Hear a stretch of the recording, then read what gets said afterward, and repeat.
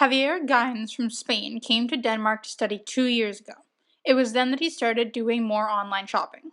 When I came to Denmark, the prices were so high compared to Spain, so I prefer to buy it online. I buy many things. I buy clothes. I buy food. I bought almond butter. I bought it from the UK because it's actually much cheaper than here. Maybe 2 times.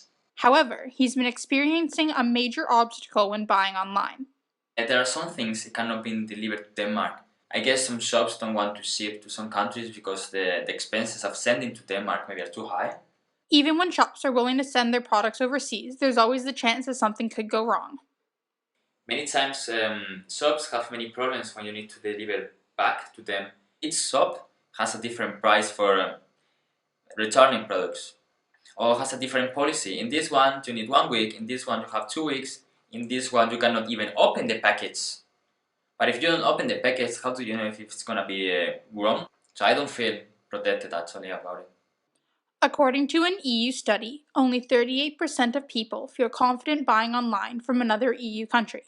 It's mainly because they aren't familiar with their consumer rights. In order to boost cross-border online sales in the EU countries, especially those of small to medium enterprises, the European Commission proposed a new policy, the Digital Single Market.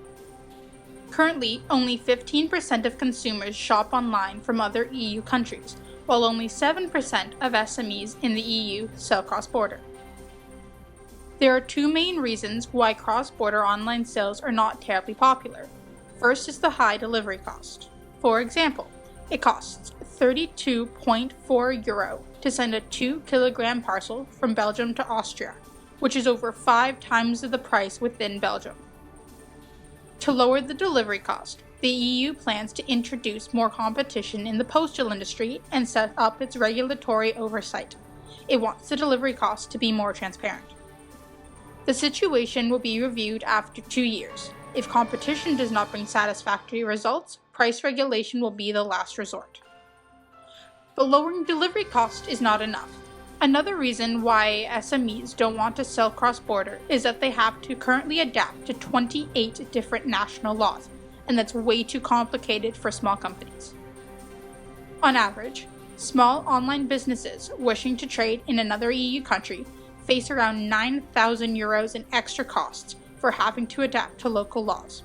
So why bother?